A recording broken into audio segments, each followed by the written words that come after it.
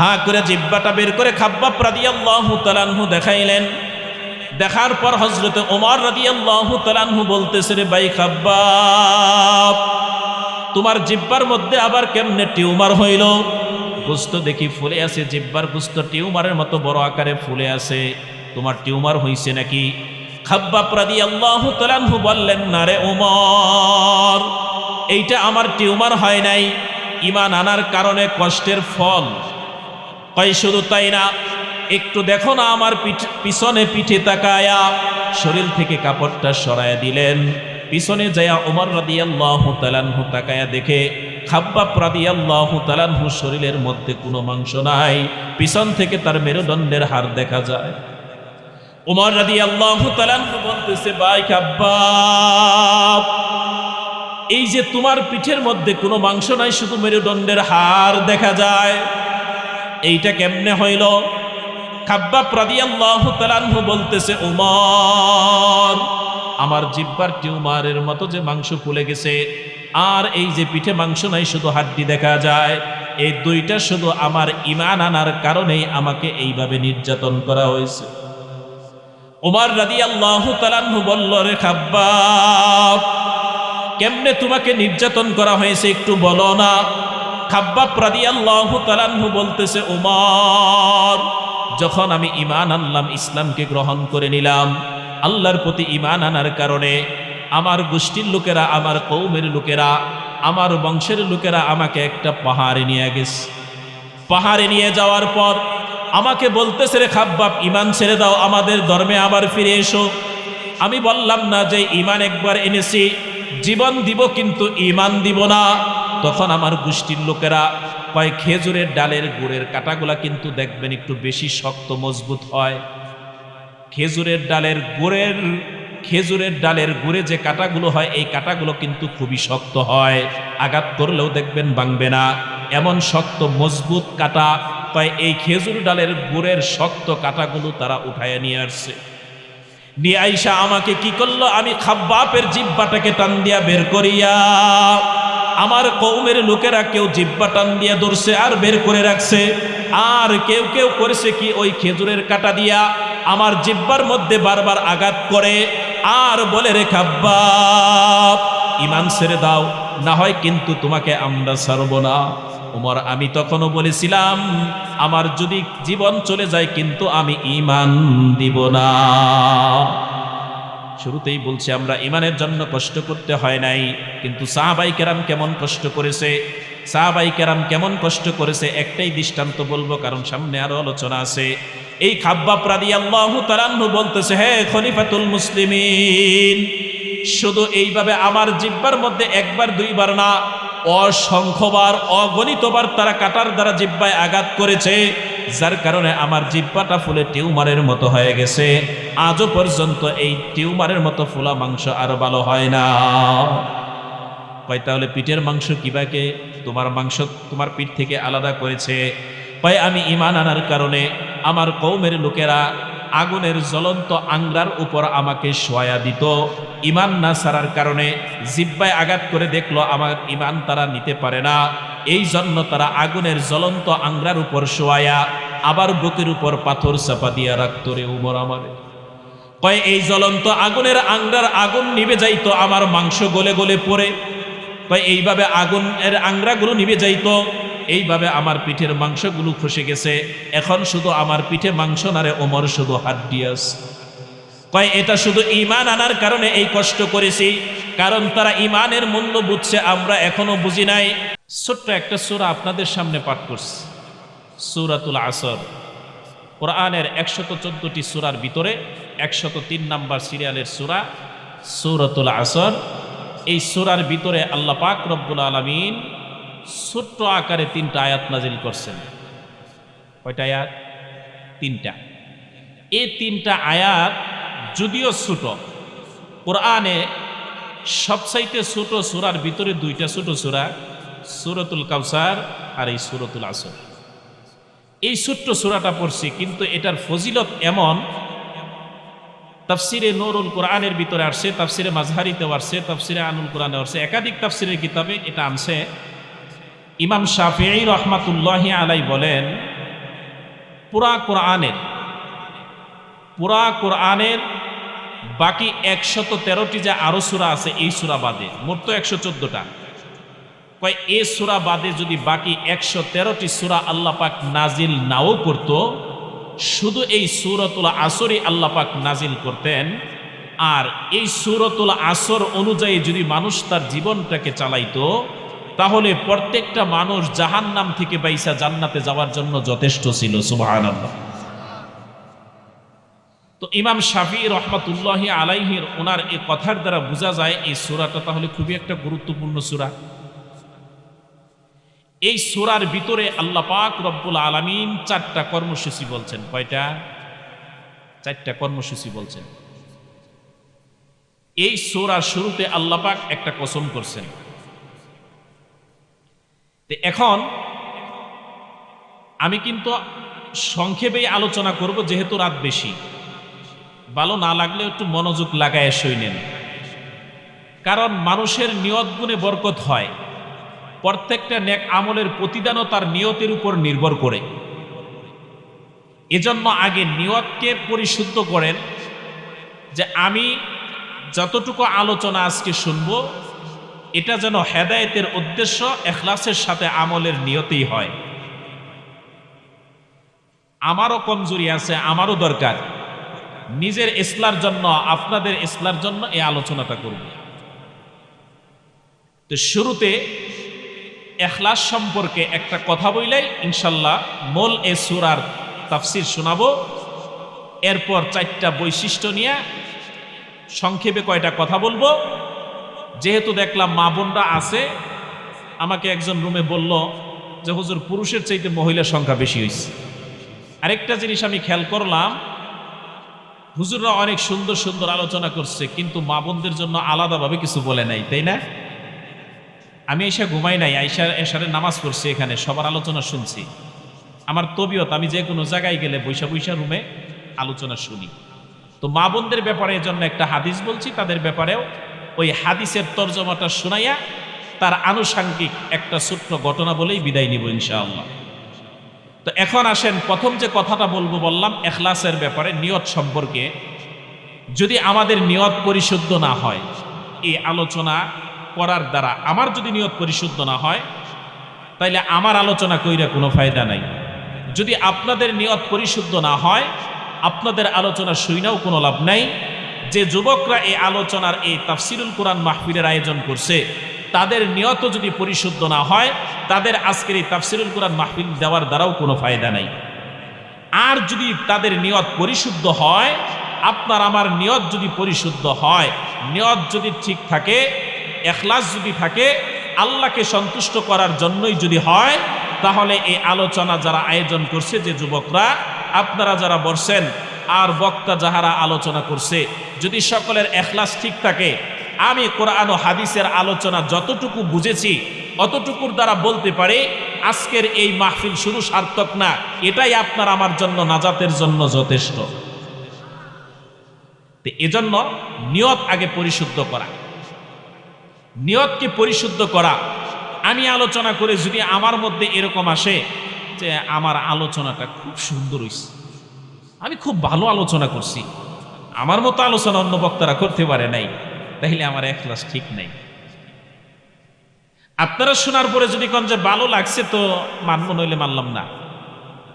না, কোরআন তো ভালো লাগলেই মানবেন এমন তো না। ডাক্তারের কাছে গেছেন অসুস্থতা নিয়ে, রোগ নিয়ে, এখন যদি ডাক্তার আপনারে যদি কয় অপারেশন করতে হবে, আপনি যদি কন না আমি অপারেশন করবো না, শুধু ওষুধ খাইয়া রোগ সারব, ডাক্তারের চাইতে বেশি বুঝলে চিকিৎসা হবে, সুস্থ হবেন। ভালো না লাগলেও ডাক্তারের পরামর্শ, তার চিকিৎসা, তার ট্রিটমেন্ট মানতে হবে সুস্থ হতে চাইলে। আল্লাহ পাক এ বান্দাকে দুনিয়াতে পরিচালনা করার জন্য, জান্নাতের পথ পাওয়ার জন্য আল্লাহ তাআলা দিছেন কোরআন। এখন যদি কই না এই কোরআনটা আমার শুনতে ভালো লাগলো না, এই বিষয়টা আমার ভালো লাগে না, এইটা আমি মানতে পারবো না, তাইলে বাকি জিন্দিগিতেও যাই কিছু করি অন্তত জান্নাতের আশা করা যায় না। এজন্য নিয়ত পরিশুদ্ধ করতে হবে। বাকি কোরআন হলো আল্লাহর কথা, আমার মন মতো হলেও মানতে হবে, মনের বিরুদ্ধে গেলেও মানতে হবে, তাইলে না নাজাত পাওয়া যায়। শয়তানের মন মতো ছিল না আদমরে সম্মানে সেজদা করা, যার কারণেই তো শয়তান হইছে। এই জন্য সব বিধানই মন মতো হবে না, কিন্তু এরপরেও যদি আল্লাহকে বিশ্বাস করেন, পরকাল কবর জগৎ বিশ্বাস করেন, মানতেই হবে। তো এখলাস যদি ঠিক না হয় এ আমলের কোনো লাভ নাই। আর যদি এখলাস ঠিক হয়, ছোট্ট আমল দ্বারা অনেক কিছু হয়। সর্বপ্রথম আল্লাহ পাক রব্বুল আলামিন এই জমিনে বাবা আদম আলাইহিস সালাতু ওয়াস সালামকে পাঠাইছে। জানেন না সবাই এটা? এই আদম আলাইহিস সালাতু ওয়াস সালামকে কিন্তু প্রথমই জমিনে পাঠায় নাই, জান্নাতে রাখছিল। যখন এই জমিনে দিলেন, এই জমিনে পাঠানোর পর, এটা হায়াতুল হাইওয়ান একটা কিতাব আছে, এই কিতাবের মধ্যে লিখছে এই আদম আলাইহিস সালাতু ওয়াস সালামকে যখন জান্নাত থেকে এই জমিনে আল্লাহ পাক পাঠাইলেন, তো জংলার হরিণী এটা জানার পর একদল হরিণী তারা নিয়ত করলো যে আমরা আদম আলাইহিস সালাতু ওয়াস সালাম, আল্লাহর সৃষ্টি আদম, এ মানুষ, এটা কেমন আমরা একটু দেখব। ওদের নিয়তের মধ্যে কোনো গর্বর আছে, কোনো অহংকারী তাকাব্বুরি ভাব আছে যে না, আল্লাহর সৃষ্টি মানুষ আদম, এটা কেমন, এটা দেখব। এই যে আল্লাহর সৃষ্টি আদম আলাইহিস সালাতু ওয়াস সালামকে দেখার জন্য আসছে, আল্লাহর সৃষ্টিটা দেখবে, এটাই ছিল উদ্দেশ্য। কোনো লোভ লালসা, কোনো ফায়দা তাদের উদ্দেশ্য ছিল না। এই হায়াতুল হাইওয়ান কিতাবের মধ্যে আসছে আদম আলাইহিস সালাতু ওয়াস সালামকে এই হরিণীগুলো দেখার জন্য আসছে। আচ্ছা, ওই সময় আদম আলাইহিস সালাতু ওয়াস সালাম আর মা হাওয়া আলাইহিস সালামের পরনে কি কোনো কাপড় ছিল? জানেন না ইতিহাস? জান্নাতি গাছের পাতা দিয়ে লজ্জাস্থান ঢাকা ছিল। এ অবস্থায় তো আল্লাহ পাক জমিনে পাঠাই দিলেন। এই হরিণী আয়েশা সালাম দিছে, আদম আলাইহিস সালাতু ওয়াস সালামকে সালাম দিয়া তো বলল যে আমরা আপনারে দেখার জন্য আসছি। তো আদম আলাইহিস সালাতু ওয়াস সালাম খুশি হইলেন, আর এই হরিণীগুলাকে ওই যে জান্নাতি গাছের পাতা নিজের শরীরে ছিল, ওইখান থেকে একটু পাতার অংশ ছিঁড়ে হরিণীগুলারে দিছে যে ধরো এটা তোমরা খাও। তো ওই হরিণীগুলো এই মেহমানদারি গ্রহণ করলো, ওই জান্নাতি পাতা আদম আলাইহিস সালামের দেওয়া, এটা খাইলেন। খাওয়ার পর আদম আলাইহিস সালাতু ওয়াস সালামের কাছ থেকে তারা চইলা গেলেন। হায়াতুল হাইওয়ান কিতাবের মধ্যে আসছে এই জান্নাতি গাছের পাতা খাওয়ার দ্বারা আল্লাহ পাক সাথে সাথে পয়গম্বরের হাতের জান্নাতি গাছের পাতা খাওয়ার কারণে এই হরিণীগুলোর ভিতরে নিয়ামত আসছে 3টা। সুবহানাল্লাহ। কয়টা নিয়ামত? 3টা। এরপর এই হরিণীগুলো জঙ্গলে চলে গেছে। যাওয়ার পর অন্যান্য হরিণেরা দেখে আশ্চর্য, তোমরা এই নিয়ামত পাইলা কই? কই আমরা আদম আলাইহিস সালাতু ওয়াস সালামকে দেখতে গেছিলাম, আদম আলাইহিস সালাম একটা পাতা খাইতে দিছে, খাওয়ার পর আমাদের মধ্যে এই নিয়ামতগুলো আসছে।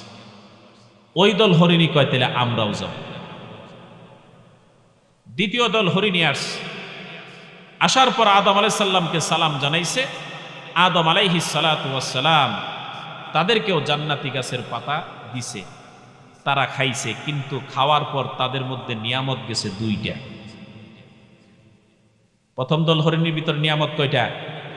3টা। দ্বিতীয় দল হরিণীর ভিতরে নিয়ামত কয়টা? 2টা। ব্যবধান হইল কেন?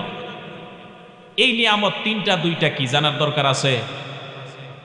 আমার আলোচনার সুরকার ভালো না, এজন্য এটা একটাই রাখলাম। যদি ইচ্ছা হয় লাস্টে এটা শোনাইয়া বিদায় নিব, এটুকু থাক, বাকি আলোচনা লাস্টে করব। এখন আসেন সূরাতুল আসরের আলোচনা শুনি। লাস্টে ওইটুকু বলবো, বাকি রাইখা যাব না, কিন্তু লাস্টে বইলা যাব। তো সূরাতুল আসর, তবে গুণ 3টা খুবই চমৎকার। তার চাইতে বড় কথা হলো ব্যবধান হওয়ার যে কারণ, এই কারণটা হইল আপনার আমার জন্য সবক, রাসূলের হাদিস দ্বারা প্রমাণিত। এজন্য এখানে রাখলাম, ওইটা লাস্টে বইলা বিদায় নিব। তো সূরাতুল আসরে 3টা আয়াত।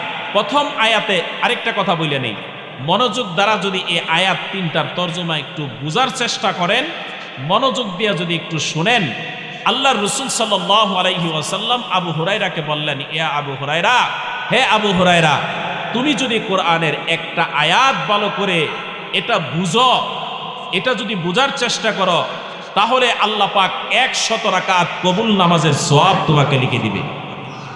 তাইলে এই সূরাতুল আসর আয়াত কয়টা বলছি? 3টা। এই 3টার আলোচনা যদি একটু বোঝার চেষ্টা করেন তাহলে 300 রাকাত কবুল নামাজের সওয়াব। তো অনেক ফজিলত আছে, আগে মূল আলোচনায় আসি। এই সূরাতুল আসরের এটার আরো গুরুত্ব ছিল সাহাবাদের মধ্যে, কেমন জানেন? 2 জন সাহাবী ছিল, এরা একে অপরের সাথে যতবার সাক্ষাৎ হইত, যখনই সাক্ষাৎ হইত, তারা একে অপরকে এই সূরাতুল আসর না শুনাইয়া আলাদা হইত না। কারণ সূরাতুল আসরের আলোচনাটা, এটার তর্জমা, তারা তো তর্জমা বুঝতো, তাদের জন্য তো আর আলাদা বলার দরকার ছিল না। তো তারা এটা না শুনে আলাদা হইতো না, কারণ এটার দ্বারাই তাদের নসিহত জীবন চলার জন্য যথেষ্ট ছিল। তো এজন্য চিন্তা করলাম এই আলোচনাটা কেউ করে নাই, আমি নিছি ইনশাল্লাহ। আল্লাহ যেন আমারও এই সূরার পূর্ণ আলোচনা বুঝে আল্লাহ তাআলা যেন আমাকেও আমল করার তৌফিক দেয়, আপনাদেরকেও তৌফিক দান করুক। সকলেই বলি আল্লাহুম্মা আমিন। আল্লাহ পাক বলেন ওয়াল আসর, সময়ের কসম। কিসের কসম? সময়ের কসম। এখানে সময় দ্বারা, সময়ের কসম দ্বারা দেখেন, আমি যেটা বলি সেটা হলো হায়াতের কসম। কেন সময়ের কসম এজন্য আল্লাহ পাক খাইলেন?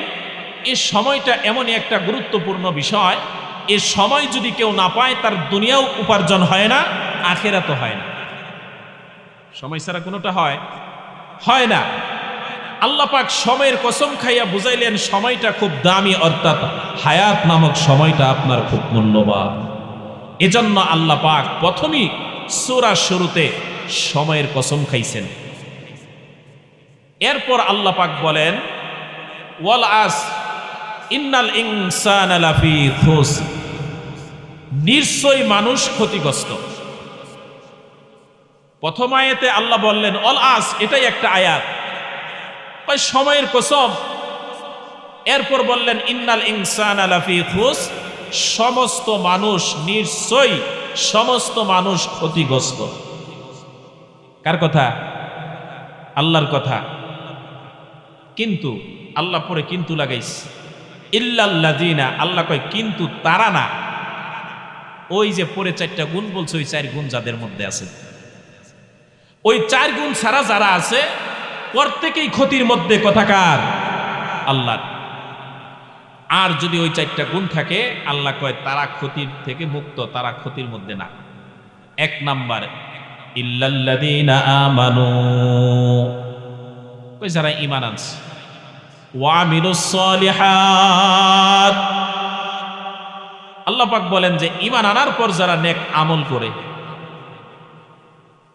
ওয়া তাওয়াসাউ বিল হক, কই যারা একে অপরকে তাকিদ দেয় সত্যের, হকের উপর, ওয়া তাওয়াসাউ বিস সবর, কই এবং অন্যকে তাকিদ করে সবুরের, ধৈর্যের। এখন দেখেন আয়াতের তরজমা কিন্তু শেষ, আরেকবার কই সংক্ষেপে। আল্লাহ প্রথম আয়াতে সময়ের কসম খাইলেন, দ্বিতীয় আয়াতে বললেন সমস্ত মানুষ ক্ষতিগ্রস্ত, তৃতীয় নাম্বার আয়াতে আল্লাহ পাক বললেন কিন্তু তারা ক্ষতির থেকে মুক্ত যারা ঈমান আনছে, যারা নেক আমল করে, যারা অপরকে তারা কি করে, সত্যের তাকিদ দেয় এবং কি সবুরের তাকিদ দেয়, অর্থাৎ হকের কথা বলে, সবুরের কথা বলে। তাহলে ঈমান, আমল, হক আর সবুর, এই 4টা কথা। এই 4টা কথা নিয়ে এবার আসুন একটু আলোচনা করি। এই 4টা গুণ কেমন, কেন দরকার? এই যে প্রথম যে গুণটা আল্লাহ পাক বললেন ইল্লাল্লাযিনা আমানু, ঈমান। এর আগে আরেকটা কথা বলি, দেখেন এখানে যারা আমরা আছি, আমার মনে হয় সকলেই জন্মের সূত্রে ঈমানদার, তাই না? আমরা সবাই তো মুসলমানের ঘরে জন্ম নিছি, কিন্তু সাহাবায়ে কেরাম ঈমান আনার কারণে যেই কষ্ট, যেই পরিমাণ তাদের কষ্ট সহ্য করতে হয়েছে, ওইগুলো আমাদের করতে হয় নাই। কথা ঠিক না? এর কি কেউ বলতে পারবেন যে হুজুর আমি মুসলমানের ঘরে জন্ম নিছি দেখা রাষ্ট্রপ্রধান আমারে মারধর করছে, আমারে বাধা দিছে, বা হুজুর সমাজের নেতারা আমার এসে বাধা দিছে, থানার লোক এসে কিছু বলছে, নিজের মা বাবা কিছু বলছে? কিছুই বলে নাই। কিন্তু সাহাবাই কেরামের সময় ইমানের জন্য এমন একটা মুহূর্ত তাদের গেছে, আল্লাহ রসুলের প্রতি যখনই তারা আইসা ইমান আনছে, কালেমা গ্রহণ করছে, সাথে সাথে মা বাবাও তার বিরুদ্ধে গেছে, গোষ্ঠীর লোক বিরুদ্ধে গেছে, সমাজের মাতবর সাহেবরাও বিরুদ্ধে গেছে, রাষ্ট্রপ্রধান পর্যন্ত ইমান আনার কারণে তার বিরুদ্ধে।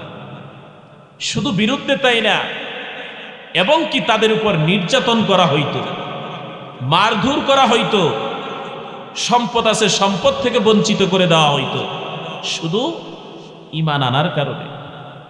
আর আমরা তো এই ইমান সহজেই পেয়ে গেছি। আল্লাহ পাক দয়া কইরা, মহাব্বত কইরা, ভালোবাসা আল্লাহ তাআলা আমাদেরকে ইমানদারের ঘরেই জন্ম দিলেন, যার কারণে ইমান আনাটা সহজ হয়ে গেছে। কিন্তু আফসোস, এই ইমান রক্ষা করি না আমরা। আমার পূর্বে বেলাল বিন আব্দুস সামাদ সাহেব, তিনি কিন্তু একটু এই ব্যাপারে আলোচনা করছেন, শিরিক নিয়ে একটু আলোচনা করছেন, মাজার সম্পর্কে বলছে না, পীর বিরোধী মানুষ আমি না, আমি পীরের পক্ষে। কিন্তু যারা পীর নামে দাবি করার পর মানুষকে ধোঁকা দেয়, পীরের সেই গুণগুলো যাদের মধ্যে নাই, যার ইমান আমল আকীদা ঠিক নাই, সে কখনোই পীর না। ওই যারা বাতিল আছে তাদের বিরুদ্ধে বলি, কিন্তু হক্কানি পীরের পক্ষে আছি আমরা, অন্তত আমি আছি। আপনারা থাকেন আর না থাকেন, আমার দরকার আছে পীরদের। আমি নিজে পীরকে খুব পছন্দ করি। পীরকে যদি আমি পাই, তার সেবা যত্ন করার জন্য আমি পাগল, যদি পাই। কিন্তু যারা পীর নামে মানুষকে বায়াত দেওয়ার পর ধোঁকা দেয়, তাদের বিরুদ্ধে আর কি একটু বলি, মানুষকে সতর্ক করার জন্য। তো মানুষ ইমান নষ্ট করে পীরের দরবারে যাইয়া অনেকেই বিশ্বাস হয়, সেজদা করে না। আপনি পীরের পায়ে সেজদা করলেন কোন কারণে?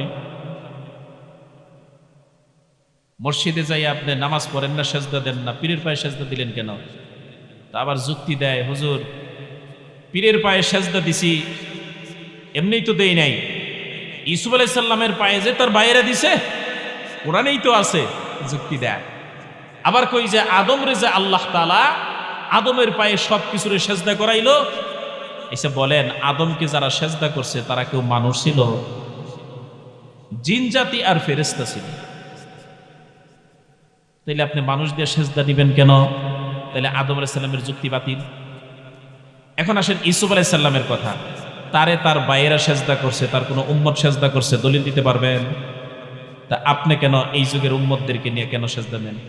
তাহলে আপনার বাইরটা নেন। আর আপনি যে আপনার বাইরটা নেবেন, এই দলিলই পাইলেন কই? আপনি কি ইউসুফ নবীর উম্মত না মুহাম্মদুর রাসূলুল্লাহর উম্মত? মুহাম্মদুর রাসূলুল্লাহ সাল্লাল্লাহু আলাইহি সাল্লামকে কেউ সেজদা করে নাই, কয়েকজন সাহাবা সেজদা করছে, রাসূল তাদেরকে দমক দিয়ে সরাই দিয়েছে এবং নিষেধ করে দিয়েছে।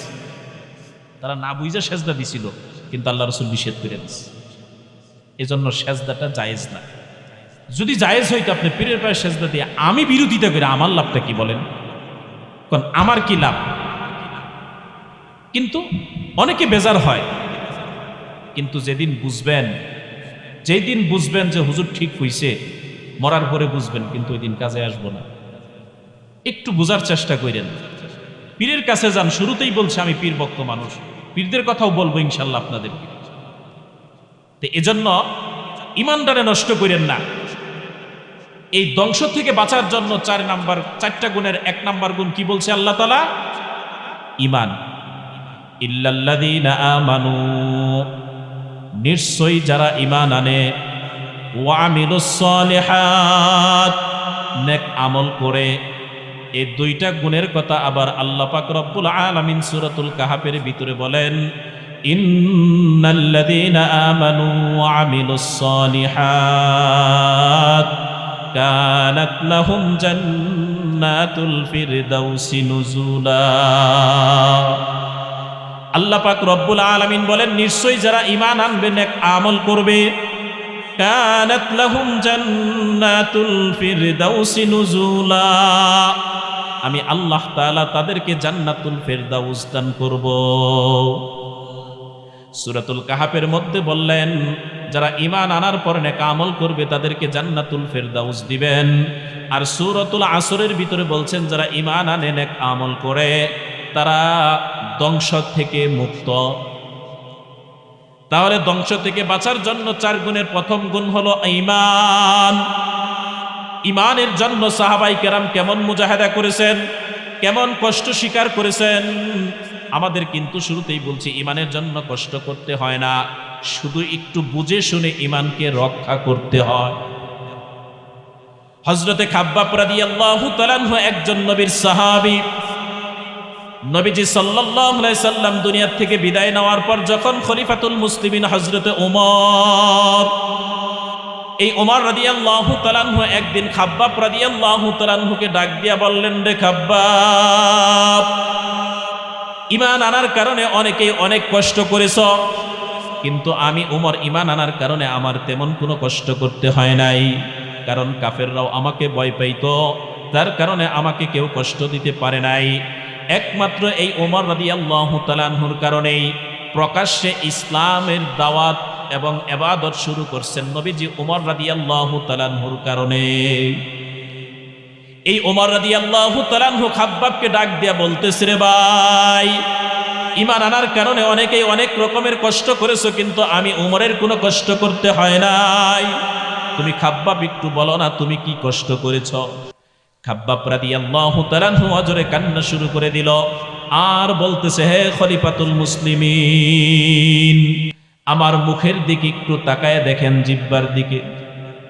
হা করে জিহ্বাটা বের করে খাব্বাব রাদিয়াল্লাহু তাআলা আনহু দেখাইলেন। দেখার পর হযরতে ওমর রাদিয়াল্লাহু তাআলা আনহু বলতেছে, রে ভাই খাব্বাব, তোমার জিহ্বার মধ্যে আবার কেমনে টিউমার হইল? গোস্ত দেখি ফুলে আছে, জিহ্বার গোস্ত টিউমারের মতো বড় আকারে ফুলে আছে, তোমার টিউমার হইছে নাকি? খাব্বাব রাদিয়াল্লাহু তাআলা আনহু বললেন, না রে ওমর, এইটা আমার টিউমার হয় নাই, ঈমান আনার কারণে কষ্টের ফল। কয় শুধু তাই না, একটু দেখো না আমার পিছনে পিঠে তাকায়া। শরীর থেকে কাপড়টা সরায়া দিলেন, পিছনে যায়া ওমর রাদিয়াল্লাহু তাআলা আনহু তাকায়া দেখে খাব্বাব রাদিয়াল্লাহু তাআলা আনহু শরীরের মধ্যে কোনো মাংস নাই, পিছন থেকে তার মেরুদণ্ডের হাড় দেখা যায়। ওমর রাদিয়াল্লাহু তাআলা আনহু বলতেছে, ভাই খাব্বাব, এই যে তোমার পিঠের মধ্যে কোনো মাংস নাই, শুধু মেরুদণ্ডের হাড় দেখা যায়, এইটা কেমনে হইল? খাব্বাব রাদিয়াল্লাহু তাআলা আনহু বলতেছে, ওমর, আমার জিহ্বার টিউমারের মতো যে মাংস ফুলে গেছে, আর এই যে পিঠে মাংস নাই, শুধু হাড্ডি দেখা যায়, এই দুইটা শুধু আমার ঈমান আনার কারণেই আমাকে এইভাবে নির্যাতন করা হয়েছে। ওমর রাদিয়াল্লাহু তাআলা আনহু বলল, রে খাব্বাব, কেমনে তোমাকে নির্যাতন করা হয়েছে একটু বলো না? খাব্বাব রাদিয়াল্লাহু তাআলা আনহু বলতেছে, ওমর, যখন আমি ঈমান আনলাম, ইসলামকে গ্রহণ করে নিলাম, আল্লাহর প্রতি ঈমান আনার কারণে আমার গোষ্ঠীর লোকেরা, আমার কওমের লোকেরা, আমার বংশের লোকেরা আমাকে একটা পাহাড়ে নিয়ে গেছে। পাহাড়ে নিয়ে যাওয়ার পর আমাকে বলতেছে, রে খাব্বাব, ঈমান ছেড়ে দাও, আমাদের ধর্মে আবার ফিরে এসো। আমি বললাম না যে ঈমান একবার এনেছি, জীবন দিব কিন্তু ঈমান দিব না। তখন আমার গোষ্ঠীর লোকেরা কয়, খেজুরের ডালের গুড়ের কাঁটাগুলা কিন্তু দেখবেন একটু বেশি শক্ত মজবুত হয়। খেজুরের ডালের গুড়ে যে কাঁটাগুলো হয়, এই কাঁটাগুলো কিন্তু খুবই শক্ত হয়, আঘাত করলেও দেখবেন ভাঙবে না, এমন শক্ত মজবুত কাঁটা। কয় এই খেজুর ডালের গুড়ের শক্ত কাঁটাগুলো তারা উঠায় নিয়ে আসছে। নিয়ে আইসা আমাকে কি করলো, আমি খাব্বাবের জিহ্বাটাকে টান দিয়া বের করিয়া, আমার কওমের লোকেরা কেউ জিহ্বা টান দিয়া ধরছে আর বের করে রাখছে, আর কেউ কেউ করেছে কি, ওই খেজুরের কাঁটা দিয়া আমার জিহ্বার মধ্যে বারবার আঘাত করে আর বলে, রে খাব্বাব, ঈমান ছেড়ে দাও, না হয় কিন্তু তোমাকে আমরা ছাড়ব না। ওমর, আমি তখনও বলেছিলাম, আমার যদি জীবন চলে যায় কিন্তু আমি ঈমান দিব না। শুরুতেই বলছি, আমরা ঈমানের জন্য কষ্ট করতে হয় নাই, কিন্তু সাহাবাই কেরাম কেমন কষ্ট করেছে, সাহাবাই কেরাম কেমন কষ্ট করেছে একটাই দৃষ্টান্ত বলবো, কারণ সামনে আরো আলোচনা আছে। এই খাব্বাব রাদিয়াল্লাহু তাআলা আনহু বলতেছে, হে খলিফাতুল মুসলিমিন, শুধু এইভাবে আমার জিহ্বার মধ্যে একবার দুইবার না, অসংখ্যবার, অগণিতবার তারা কাঁটার দ্বারা জিহ্বায় আঘাত করেছে, যার কারণে আমার জিহ্বাটা ফুলে টিউমারের মতো হয়ে গেছে। আজও পর্যন্ত এই টিউমারের মতো ফুলা মাংস আর ভালো হয় না। কয় তাহলে পিঠের মাংস কিভাবে তোমার মাংস তোমার পিঠ থেকে আলাদা করেছে? কয় আমি ঈমান আনার কারণে আমার কওমের লোকেরা আগুনের জ্বলন্ত আংরার উপর আমাকে শোয়া দিত। ঈমান না ছাড়ার কারণে জিহ্বায় আঘাত করে দেখলো আমার ঈমান তারা নিতে পারে না, এই জন্য তারা আগুনের জ্বলন্ত আংরার উপর শোয়া আবার বুকের উপর পাথর চাপা দিয়া রাখত রে উমর আমারে। কয় এই জ্বলন্ত আগুনের আংরার আগুন নিভে যাইতো আমার মাংস গলে গলে পড়ে। কয় এইভাবে আগুনের আংরাগুলো নিভে যাইতো, এইভাবে আমার পিঠের মাংসগুলো খসে গেছে, এখন শুধু আমার পিঠে মাংস না রে ওমর, শুধু হাড্ডি আছে। কয় এটা শুধু ঈমান আনার কারণে এই কষ্ট করেছি, কারণ তারা ঈমানের মূল্য বুঝছে, আমরা এখনো বুঝি নাই। আল্লাহর নবীজি বলেন, ক্বালা রাসূলুল্লাহি সাল্লাল্লাহু আলাইহি ওয়াসাল্লাম, মান ক্বালা লা ইলাহা ইল্লাল্লাহ ফাদখালাল জান্নাহ। নবীজি বলেন, যেই বান্দা একবার অন্তর থেকে বিশ্বাস করিয়া ইখলাসের সাথে ঈমান আনার জন্য যদি কেউ একবার বলে লা ইলাহা ইল্লাল্লাহ, বলেন একবার সবাই লা ইলাহা ইল্লাল্লাহ, নবীজি বলেন ফাদখালাল জান্নাহ, সাথে সাথে ওই বান্দাটা জান্নাতের মালিক হয়ে যায়। যদি কেউ একবার লা ইলাহা ইল্লাল্লাহ পাঠ করে সাথে সাথে সে জান্নাতের মালিক হয়ে যায়। তো এই কালেমার মর্যাদা মূল্য তারা বুঝছে, যার কারণে এইভাবে কষ্ট দেওয়ার পরেও তারা ঈমান ছাড়ে নাই। বেলাল রাদিয়াল্লাহু তাআলা আনহু অনেক কষ্ট করেছেন, আবু যর গিফারি রাদিয়াল্লাহু তাআলা আনহু কষ্ট করেছে, অনেক সাহাবাই কেরাম এরকম ঈমানের জন্য কষ্ট করেছে। সালমান ফারসি তো গোলামিয়াতের জিন্দেগি কাটাইছে শুধু ঈমান আনার জন্য। আর আমরা জন্মের সূত্রে ঈমান পাইছি, এই ঈমানকে রক্ষা করতে পারি। এই যে দেখেন, মাঝখানে একটা কথা বলি, আজকে তো জানুয়ারির 2 তারিখ গেল, তাই না? এই জানুয়ারির 1 তারিখের রাত্রি রজনী, অর্থাৎ ডিসেম্বরের শেষ দিন, এই দিনের রজনীতে যে ওরা যে কাজটা করে, অর্থাৎ আমাদের দেশের যুবকরা কি করে 31 নাইট পালন করে। কোন মুসলমানের সন্তান, কোন ইমানদার কখনোই 31 নাইট পালন করতে পারে না, অথচ যারা করে এরা প্রত্যেকেই মুসলমানের সন্তান। না ভুল কইলাম? যারা পালন করে এরা মুসলমান না? দাবিতে তো মুসলমান, বাকি আল্লাহর কাছে সে ইমানদারের খাতায় আছে না আছে এটা আল্লাহ জানে, আর ওই জানে, ওর ইমান থাকলে আছে, না থাকলে নেই। কিন্তু 31 নাইট পালন করে কিভাবে করে? বক্স বাজায়, কেউ টাগের উপর নিয়ে ফালাফালি করে, কেউ বাড়িতে বা চকে কোনো এক জায়গায় আনন্দ করতেছে 31 নাইট পালন করে। এটা শুরুই হয়েছে ইহুদি খ্রিস্টানদের থেকে, কোনো মুসলমানের আদর্শ এটা না। যদি আপনার নতুন বছরের এতই চিন্তা হইতো, ওই রাত্রে কয় রাকাত নামাজ পড়ছেন? আল্লাহর রসুলকে কেমন তারা চিনাইছে, ছোট সন্তানকে রসুলের কথা কেমন পালন করছে, আর আমরা বুঝার পরেও আমরা মানতে পারি না। আর আমাদের সন্তানকেই বা আমরা ইসলাম কতটুকু শিখাইছি, নবীকে কতটুকু চিনাইছি? কোন এখানে কয়জন মা বাবা আছেন বলতে পারবেন যে হুজুর আমি দৈনিক আমার ছেলের কাছ থেকে নামাজের হিসাবটা নেই? কোন বলতে পারবেন? অথচ যদি স্কুলে না পড়ে, ঠিক মতো না যায় ক্লাসে, প্রাইভেট না পড়ে, এজন্য শাসন আর দমক ঠিকই আছে, নাকি ভুল কইলাম? অথচ সে 5 ওয়াক্ত নামাজ পড়লো না, একবারও জিজ্ঞেস করেন নাই বাবা হিসাব, একবারও জিজ্ঞাসা করি না, আমি গার্জেন হিসাবে আমার ফ্যামিলিকে জিজ্ঞাসা করি না। এই তো আমাদের হালত। কিন্তু সাহাবাই কেরাম তাদের সন্তানদেরকে ঈমান, আমল, ইসলাম এমনভাবে চিনাইছে, এমনভাবে শিখাইছে যে তারা ছোট কালেই আল্লাহর রসুলকে এমনভাবে চিনছে যে রসুল যা বলে তাই মানতে হয়, এটা তারা বুঝছে। তলহা ইবনে বরআ রাদিয়াল্লাহু তাআলা আনহু ওই সাহাবীর নাম। এই বরআ রাদিয়াল্লাহু তাআলা আনহুর একটা ছোট্ট সন্তান ছিল তলহা। এই তলহা নাবালেগ, বালেগ হয় নাই, নাবালেগ সন্তান। এই তলহা রাদিয়াল্লাহু তাআলা আনহুকে নিয়ে হযরতে বরআ রাদিয়াল্লাহু তাআলা আনহু নবীজির দরবারে গেছেন। যাওয়ার পর নবীজি সাল্লাল্লাহু আলাইহি ওয়াসাল্লামের সাথে বসে কিছু কথা বললেন। এরপর যখন নবীজির কাছ থেকে চলে আসে, এই তলহা রাদিয়াল্লাহু তাআলা আনহু, এই ছোট্ট সন্তান তলহা নবীকে বলে, ইয়া রাসূলুল্লাহ, আপনি তো আমার বাবাকে আরো অন্যান্য সাহাবাদেরকে অনেক কিছুই বললেন, কিন্তু আমারে তো কোনো কিছু বলেন নাই। নবীজি, আমিও কিন্তু আপনারে মহাব্বত করি, ভালোবাসি, আপনি আমারে কিছু বলেন, সবক দেন, আমি সেটা মানব। দেখেন, ছোট বাচ্চা নিজ ইচ্ছায় যায় নবীরে কয়, যা বলতেছি, ইয়া রাসূলুল্লাহ, আমারেও কিছু সবক দেন, আমি আপনারে ভালোবাসি, আপনার কথা পালন করব। নবীজি বললেন, রে তলহা, তুমি কি সত্যি আমি নবীরে ভালোবাসো? তলহা কয় যে, ইয়া রাসূলুল্লাহ, আমি আপনারে ভালোবাসি। নবীজি বললে, এই যে সামনে খঞ্জর আছে, খঞ্জরটা হাতে নাও।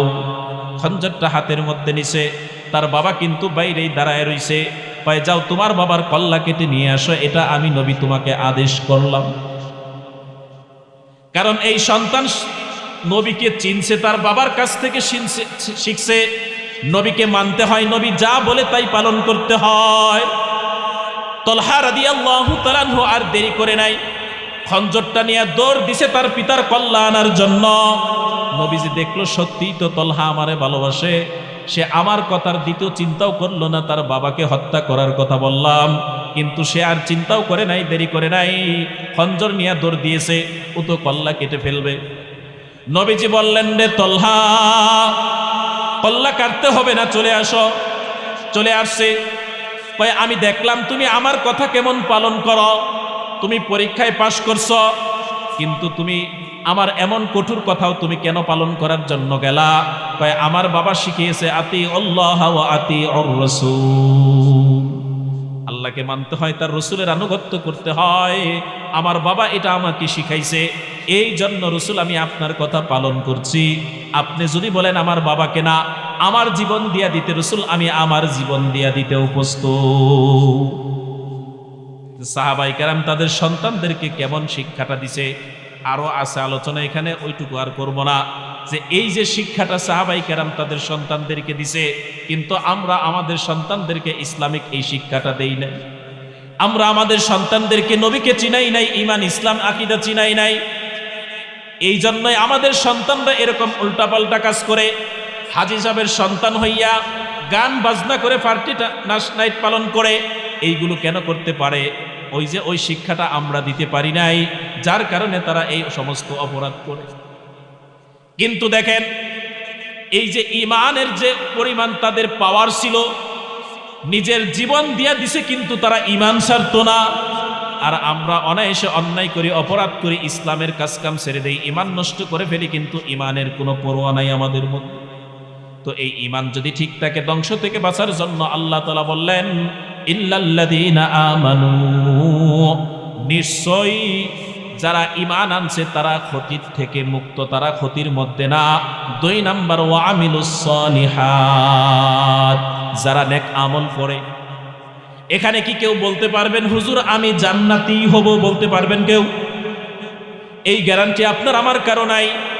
কিন্তু সাহাবায়ে কেরামকে নবীজি সাল্লাল্লাহু আলাইহি ওয়াসাল্লাম জান্নাতের সার্টিফিকেট দিয়েছেন, তবে সবাইকে না। কিছু কিছু সাহাবাকে আল্লাহর রাসূল দুনিয়াতেই জান্নাতের সার্টিফিকেট দিয়েছেন। তার মধ্যে একজন হলো খলিফাতুল মুসলিমিন আবু বকর সিদ্দিক রাদিয়াল্লাহু তাআলা আনহু, আরেকজন হলেন হযরতে ওমর রাদিয়াল্লাহু তাআলা। এই যে দুইজনের কথা বললাম, দুইজনকে জান্নাতের সার্টিফিকেট দিয়েছেন অগ্রিম আল্লাহ পাক, নবীজির মাধ্যমে সুসংবাদ দিয়েছেন। এই আবু বকর সিদ্দিক রাদিয়াল্লাহু তাআলা আনহু আর ওমরের আমল দেখার জন্য নবীজি রাত্রের বেলা তাদের বাড়িতে গেছেন। তাফসীরে মারিফুল কোরআনের মধ্যে আসছে, নবীজি একদিন রাত্রের বেলা কয়, দেখি এই মদিনায় আমার সাহাবীরা আরামে ঘুমায় না, কিছু আমল করে, এটা একটু দেখি। কিন্তু নবীজি প্রথম গেলেন আবু বকর সিদ্দিক রাদিয়াল্লাহু তাআলা আনহুর বাড়িতে, এরপর গেলেন হযরতে ওমরে ফারুক রাদিয়াল্লাহু তাআলা আনহুর বাড়িতে। দুইজনের বাড়িতেই গেলেন, যে নবীজি দেখলেন আবু বকর সিদ্দিক তাহাজ্জুদের নামাজে দাঁড়িয়ে আছে, ওমর রাদিয়াল্লাহু তাআলা আনহু তাহাজ্জুদের নামাজেই দাঁড়িয়ে আছে। দুইজনের নামাজের দৃশ্য দেখে রাসূল খুশি হয়ে চলে গেলেন। ফজরের নামাজের পর নবী বললেন, রে আবু বকর, হে ওমর, তোমরা দুইজন একটু বসো। দুইজনই বসলেন। এরপর নবীজি বললেন, আবু বকর, আমি কিন্তু আজকে রাত্রে তোমার বাড়িতে গিয়েছিলাম দেখার জন্য যে তুমি কি করো। আমি দেখলাম তুমি নামাজ পড়তেছ, কিন্তু তোমার নামাজের তেলাওয়াতের কোনো আওয়াজ ছিল না। নামাজের মধ্যে যে কোরআন তেলাওয়াত করতে হয়, এই সূরা কেরাত তেলাওয়াতের কোনো আওয়াজই ছিল না। একেবারেই তুমি মনে মনে নিঃশব্দে তুমি তেলাওয়াত করতেছিলে। এত আস্তে আস্তে কেন তেলাওয়াত করলা? আর ওমর, আমি তোমার বাড়িতেও গেলাম, তুমিও দেখলাম নামাজে আসো, কিন্তু তুমি জোরে জোরে চিল্লায়া চিল্লায়া কেন তেলাওয়াত করলা নামাজ? দুইজনের দুই রকম দৃশ্য। আবু বকর আস্তে আস্তে তেলাওয়াত করেছে, আর উমর রাদিয়াল্লাহু তাআলা আনহু জোরে চিল্লায়া চিল্লায়া তেলাওয়াত করছে। তো নবীজি বললেন, রে আবু বকর, এত আস্তে তেলাওয়াত কেন করলা? ফায়ালামুল জাহরা ওয়া আখফা। ওই নবী, আপনিই তো বলছেন আমার আল্লাহ আস্তে বললেও শুনে, জোরে বললেও শুনে, মনের কল্পনা কি আছে তাও তো আমার আল্লাহ জানে। এই জন্য আমি আস্তে আস্তে তেলাওয়াত করেছি, মানুষকে শোনানো জানানো আমার উদ্দেশ্য না। এই জন্যই নবী আমি আস্তে আস্তে তেলাওয়াত করেছি। কয়, উমর তুমি কেন জোরে তেলাওয়াত করলা? উমর কয়, আবু বকরের সাথে তো কখনোই কোনোভাবেই পারি না, আবু বকরের সাথে কোনো আমলেই তো কখনোই পারি না। তো উমর রাদিয়াল্লাহু তাআলা আনহু কয়, আবু বকর তো একটা বলছে, আমি বলবো দুইটা। কয়, নবীজি, এক নাম্বার কারণ হলো আপনি বলছেন কুরআনুল কারীমের তেলাওয়াতের আওয়াজ যত দূর পর্যন্ত যায় তত দূর পর্যন্ত শয়তান থাকতে পারে না। এই জন্য নবীজি আমি জোরে জোরে তেলাওয়াত করেছি, শয়তানকে দূরে বাগায় দিছি। দুই নাম্বার কারণ হলো জোরে তেলাওয়াতের দ্বারা শয়তানও বেগে গেছে, আর মানুষের ঘুম ভাঙছে, তারাও তাহাজ্জুদের নামাজের সুযোগ পাইছে গো নবী। এই জন্য জোরে জোরে তেলাওয়াত করছে। তো নবী কইলেন যে, আবু বকর তুমি একটু জোরে তেলাওয়াত করো, একেবারে মনে মনে পড়ো না। আর ওমর, এত চিল্লায় না পড়ে একটু স্বাভাবিকভাবে আস্তে আস্তে পড়ো। তো এই যে তারা জান্নাতের সার্টিফিকেট পাইছে, কিন্তু রাত্রিতে এরপরও নিশ্চিন্তভাবে ঘুমায় নাই। আর আমরা মুসলমান যে সমস্ত যুবকরা 31st নাইট করে, বললাম যে এরা প্রত্যেকেই রাত জাগে, ফেসবুক চালায়, এই কথা বলতেছে, মোবাইল দেখতেছে, ফজরের নামাজে যাওয়ার খবর নেই, ফজরের নামাজের খবর নেই। তাইলে তারা এই রাত জাগে, অথচ জান্নাতের সার্টিফিকেট কিন্তু আমাদের এখন নাই, গ্যারান্টি নাই। তো এরপরেও নামাজ রোজার কোনো খবর নাই, রাত জায়গারও গুনাহ কামাই করি। আর সাহাবাইকেরা জান্নাতের সার্টিফিকেট পাইছে, কিন্তু এরপরও তারা রাত্রিতে গুনাহ তো দূরের কথা, অনার্থক নেক আমল ছাড়াও তারা কাটানোর চিন্তা করে। শুধু তাই না, এই যে আবু বকর সিদ্দিক রাদিয়াল্লাহু তাআলা আনহু, নবীজির শ্বশুরও কিন্তু আবার আবু বকর সিদ্দিক। এই আবু বকর সিদ্দিক রাদিয়াল্লাহু তাআলা আনহুর প্রশংসা স্বয়ং আল্লাহ পাক করেছেন। এই আবু বকর সিদ্দিক রাদিয়াল্লাহু তাআলা আনহু তিনি রাষ্ট্রপ্রধান হওয়ার পরে কেমন আবার নেক আমল করতে পারে এই চিন্তায় খালি ঘুরত। সূরাতুল আসরের আলোচনার প্রসঙ্গেই কিন্তু কথা বলতেছি। 2 নাম্বার গুণ হলো ধ্বংস থেকে বাঁচার জন্য ঈমানের পর নেক আমল, ওয়া আমিলুস সলিহাত। এই নেক আমল সাহাবাদের গুণ কেমন এটা একটু বলতেছি।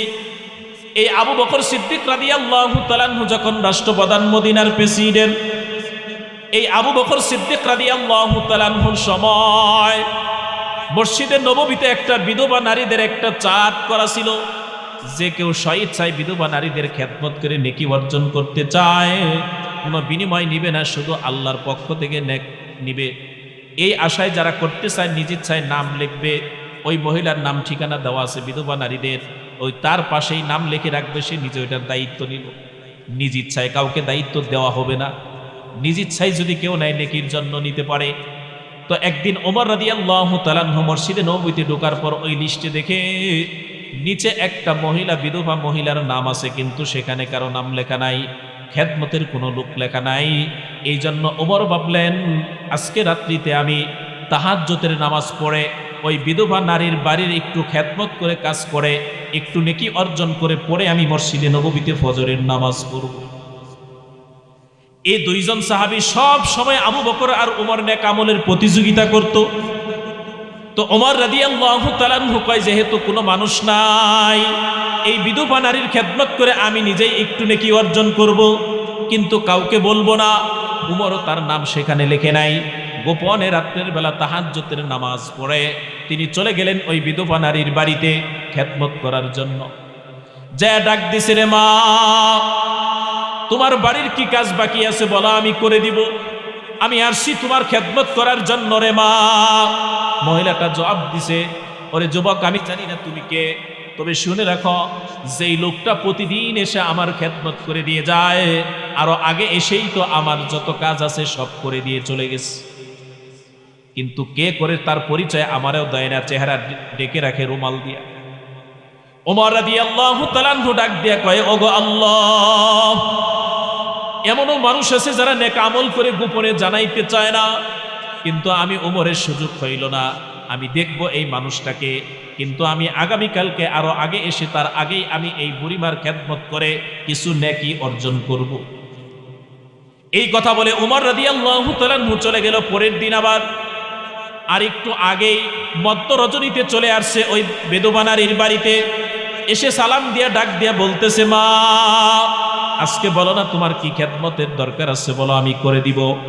ওই মহিলাটা বলতেছে, রে যুবক, তুমি কে আমি জানি না, কালকেও মনে হয় তুমি আসছিলা, কিন্তু কালকের নেয় আজকেও যেই যুবকটা প্রতিদিন আমার খেদমত করে, সে আরো আগে এসেই তো খেদমত করে চলে গিয়েছে।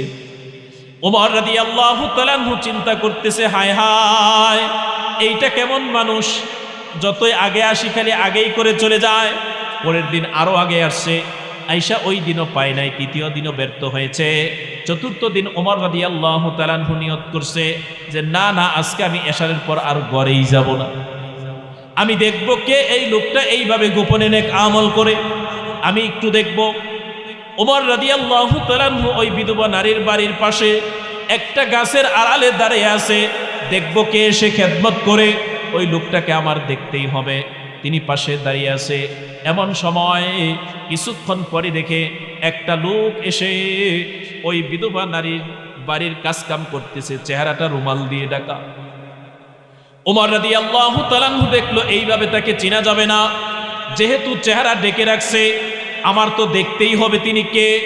এই জন্য ওমর রাদিয়াল্লাহু তাআলা আনহু পিছন থেকে যায়া এই চেহারা ঢেকে রাখা লোকটাকে জড়ায়া ধরছে আর বলতেছে, তুমি কি পরিচয় বলো, তোমার জন্য আজকে 4 দিন হয় আসছি, তোমার জন্য আমি এই খেদমত করতে পারি না, নেক আমলটুকু করতে পারি না, তুমি কে, তোমার পরিচয়টা একটু বলো। বলার পরে চেহারা থেকে কাপড়টা সরায় দেখে তিনি আর কেউ না, নবীর সাহাবী এবং ওই সময় মদিনার প্রেসিডেন্ট খলিফাতুল মুসলিমিন আবু বকর সিদ্দিক। শুধু একজন সাহাবী, সাধারণ মানুষ কিন্তু তাই না, ওই সময় মদিনার প্রেসিডেন্ট ছিলেন আবু বকর সিদ্দিক রাদিয়াল্লাহু তাআলা। মদিনার প্রেসিডেন্ট হওয়ার পরে তার জনগণের মধ্যে বিধবা নারীর খেদমত করে লুকায়া গোপনে। এইগুলা নিয়ে যদি কিছু বলি, আমাদের দেশের রাজনীতিবিদ লোকেরা রাগ হয়, হুজুররা রাজনীতি বলে কে, হুজুরগর রাজনীতি করতে হবে কেন, মিয়া কোরআন গোড়ার ডিম বুঝেন, এই জন্য বলেন রাজনীতি করবে কে। তোমার নবী রাজনীতি করেছে, মদিনার রাষ্ট্রপ্রধান ছিল, দেশ চালায় দেখাই গেছে ইসলাম মোতাবেক ইমান আমল রক্ষা করে, মুসলিম জাহানের সেবা করো, এতে কোনো দোষ নাই। তোমার রাজনীতিতেও ইসলাম আছে, তোমার পারিবারিক জীবনেও ইসলাম আছে, সর্বক্ষেত্রে তোমার ইসলাম আছে। সুলাইমান পয়গম্বর তামাম পৃথিবীর রাজত্ব করেছে, তামাম পৃথিবীর একজনই বাদশা ছিলেন সুলাইমান। শুধু তাই না, এরকম যুগে যুগে অনেক বুজুর্গ মানুষরাও দেশের রাষ্ট্রপ্রধান ছিলেন, কিন্তু এখন তাদের নীতি নিয়ে যদি বলি, তখন কয়, হুজুর আপনারা পরের বাড়িতে খান, ওয়াজ করবেন, টাকা নিয়ে চলে যাবেন, রাজনীতি করেন কে। এই আবু বকর সিদ্দিক রাদিয়াল্লাহু তাআলা ওই সময় ছিলেন মদিনার প্রেসিডেন্ট, আর তিনি তার জনগণ বিধবা নারীর খেদমত করে এইভাবে গোপনে নেক আমলের জন্য, অথচ জান্নাতের সার্টিফিকেট পাইছেন। স্বয়ং আল্লাহ পাক যে আবু বকরের প্রশংসা করেছে, যে আবু বকরের জান্নাত নবীজি মেরাজের রাত্রে দেখে আসছে, সেই আবু বকর এইভাবে গোপনে গোপনে নেক আমল করে। তো ওমর ডাক দিয়ে বলতেছে, হে খলিফাতুল মুসলিমিন, হ্যাঁ আবু বকর, আপনি এইভাবে গোপনে গোপনে কেন নেক আমল করেন, কেন এই বিধবা নারীর খেদমত করেন গোপনে? এই ছোটখাটো কাজগুলো তো আমাদেরকেও দিতে পারেন। আবু বকর সিদ্দিক রাদিয়াল্লাহু তাআলা আনহু কয়, শুধু নেকি বুঝি তোমারই দরকার, আমারও বুঝি দরকার নাই।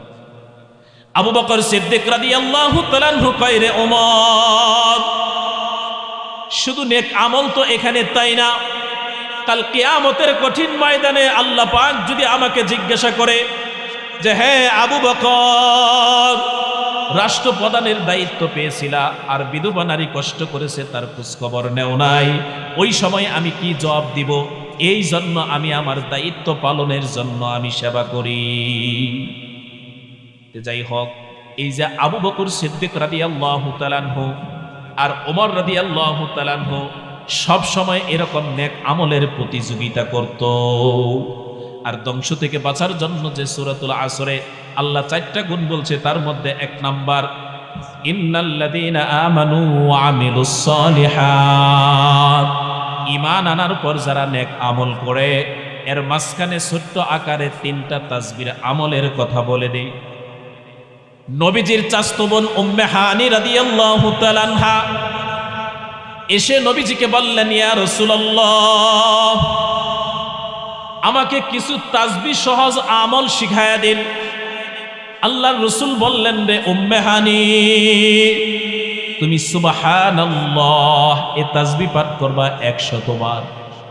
এই হাদিসের মধ্যে রাসূল পরিমাণও উল্লেখ করছেন, কয় উম্মে হানি তুমি সুবহানাল্লাহ পাঠ করো 100 বার, আলহামদুলিল্লাহ পাঠ করবা 100 বার, আল্লাহু আকবার এই 3টা তাসবিহ তুমি 100 বার করে পাঠ করবা।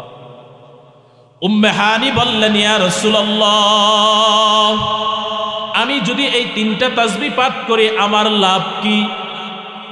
নবীজি বললেন, রে উম্মে হানি, তুমি যদি 100 বার সুবহানাল্লাহ পাঠ করো, আল্লাহ পাক রব্বুল আলামিন 100 গোলাম আজাদ করার নেকি তোমাকে দিয়া দিবে।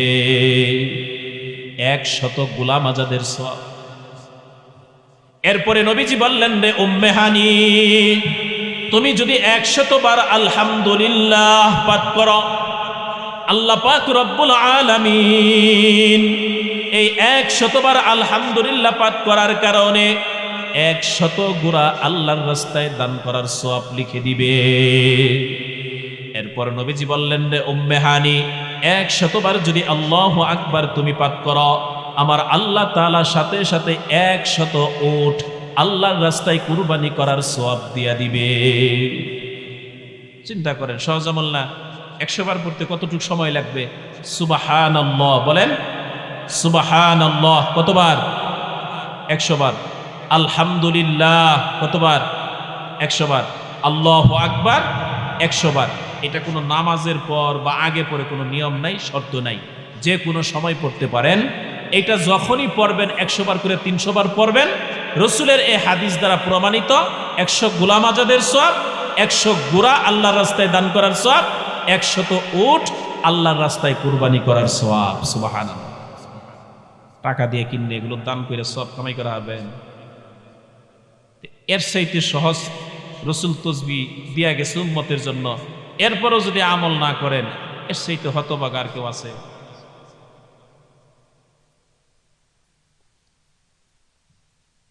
তো 4 নাম্বার, ওয়াতাওয়াসাউ বিল হক, হকের সত্যের তাকিদ দেওয়া মানুষকে, নিজেও হকের উপর চলা, সৎ পথে চলা। এরপরে 4 নম্বরে বলছেন সবুরের কথা। আমার দেওয়া সময় শেষ, তো এজন্য আলোচনা এখানেই সংক্ষেপে শেষ করছি। 4 নাম্বার সবুর। এই হক আর সবুরের উপর নিজে চলবো, মানুষকেও হক আর সবুরের কথা বলবো। এই 4টা গুণ। তাহলে ঈমান, নেক আমল, হকের উপর নিজে চলবো, মানুষকে তাকিদ দিব, ধৈর্যের উপর নিজে চলবো, মানুষকে তাকিদ দিব। এই হলো 4টা গুণ। যারা এই 4 গুণের উপর থাকবে, আল্লাহ তাআলা বলছে তারা ধ্বংস থেকে মুক্ত। এবার আসেন যে হাদিসটা পড়ছিলাম মা বোনদের সম্পর্কে, সংক্ষেপে বলে দেই। এই হাদিসের ভিতরে নবীজি সাল্লাল্লাহু আলাইহি ওয়াসাল্লাম বলছেন, ক্বালা রাসূলুল্লাহি সাল্লাল্লাহু আলাইহি ওয়াসাল্লাম, আল মারআতু ইযা সাল্লাত খামসাহা ওয়া সামাত শাহরাহা ওয়া আহসানাত ফারজাহা ওয়া আতাআত বালাহা ফালতাদখুল মিন আইয়ি আবওয়াবিল জান্নাতি শাআত। এই হাদিসের মধ্যে নারীদের জন্য নবীজি 4টা আমলের কথা বলছেন। কয়টা আমল? 4টা আমলের কথা বলছেন। মা বোনরা ভালো করে শুনেন। নবীজি বলছেন আল মারআতু ইজা সাল্লাত খামসাহা, যেই নারী 5 ওয়াক্ত নামাজ পড়বে। কয় ওয়াক্ত নামাজ? 5 ওয়াক্ত নামাজ পড়বে যেই নারী।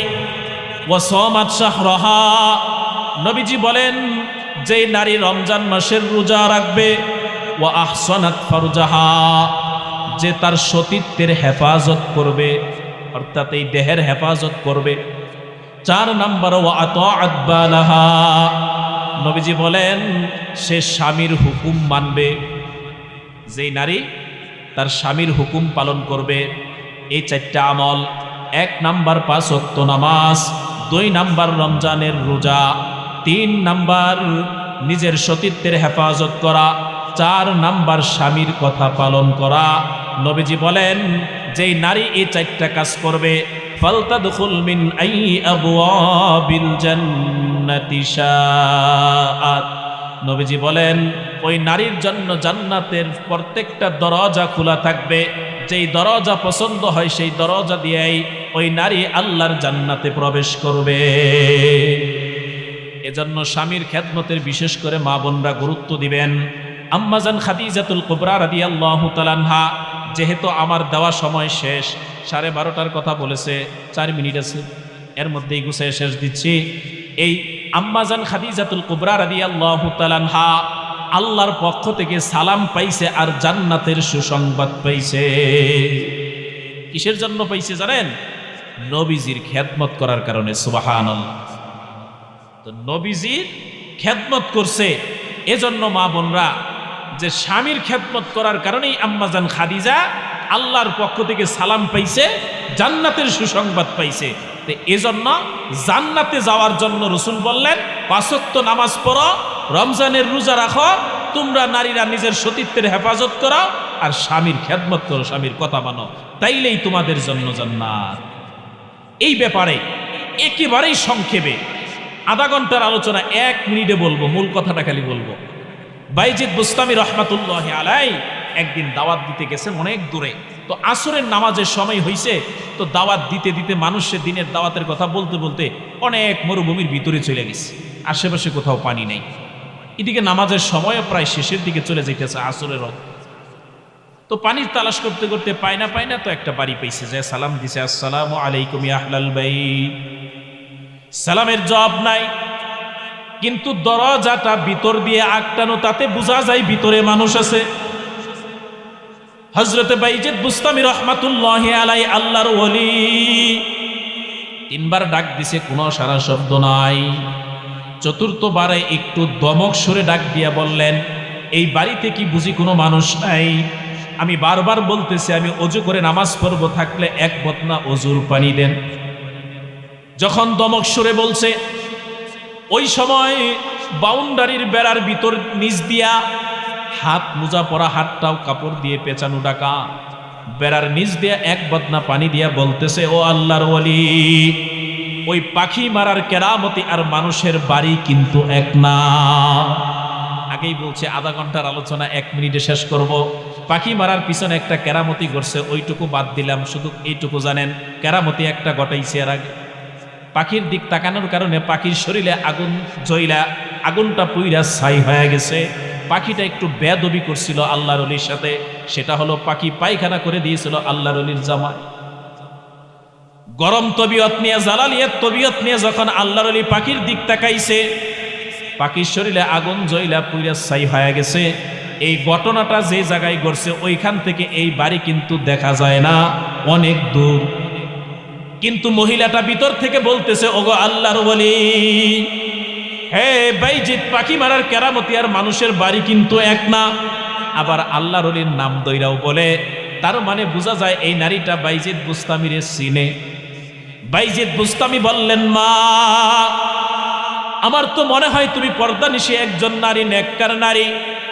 তুমি এই ঘর থেকেই মনে হয় বের হও না। তুমি বেড়ার নিচ দিয়ে পানি দিলে, তাও তোমার হাতটা কাপড়ের দ্বারা ঢাকা। তুমি খাস পর্দা করো, তুমি একজন নেককার নারী। আর আমার যে পাখি মারার কেরামত, এটা তো অনেক দূরে, তুমি কেমনে জানলা? আর আমার নাম কেমনে জানলা? এইটা না শোনা পর্যন্ত আমি বাইজিদ তোমার বাড়ির থেকে যাব না। কিন্তু আমি আগে নামাজটা পড়া নেই। বাইজিদ বুস্তামি রহমাতুল্লাহি আলাই নামাজটা পড়লেন। নামাজ শেষ করে বলতেছেন, মা বলো না আমাকে কেমনে চিনো, আর পাখি মারার কেরামতি কেমনে জানলা? কয়, আপনি যখন দাওয়াতের কাজ করতে করতে ক্লান্ত হয়ে গেছেন, ওই গাছ তলায় আপনি বসছেন, আর পাখি একটা গাছের উপর ছিল। পাখিটা আপনার উপর পায়খানা করে দিয়েছে। আপনি একটু রাগ হইয়া পাখির দিক তাকাইছেন, আল্লাহর কুদরতে পাখির শরীরে আগুন জ্বলে পড়ে গেছে। এই যে দেখেন, আল্লাহর ওলির কথা, একটা কারামতের কথা, কত সুন্দর একটা আলোচনা শোনাইলাম। অথচ শুরুতেও বলছি, অলিদের মধ্যে ভালো আছে, খারাপও আছে, বুঝা শুইনা যাবেন।